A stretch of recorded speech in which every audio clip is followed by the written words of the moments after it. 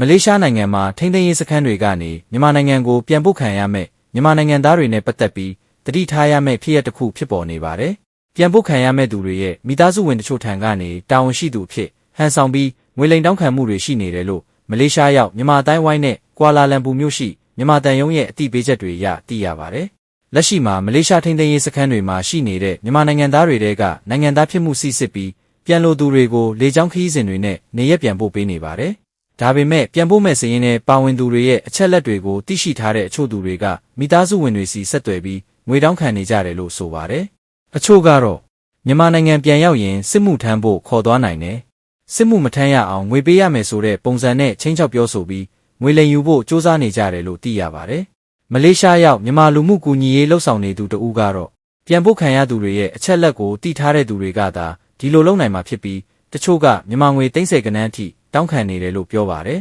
။ဒါကြောင့်မိသားစုဝင်တွေအနေနဲ့မတေချာတဲ့သူတွေထံငွေပေးအပ်ခြင်းမပြုလုပ်ကြဖို့နဲ့သက်ဆိုင်ရာတာဝန်ရှိသူတွေစီကနေအချက်လက်တွေကိုအတည်ပြုဖို့လိုအပ်ပါတယ်။တစ်ဖက်မှာလည်းမလေးရှားနိုင်ငံအတွင်းတရားမဝင်နေထိုင်နေတဲ့နိုင်ငံသားတွေကိုဖမ်းဆီးစစ်ဆေးမှုတွေဆက်တိုက်ပြုလုပ်နေပါတယ်။မလေးရှားအာဏာပိုင်တွေဟာစက်ရုံတွေအလုပ်ရုံတွေ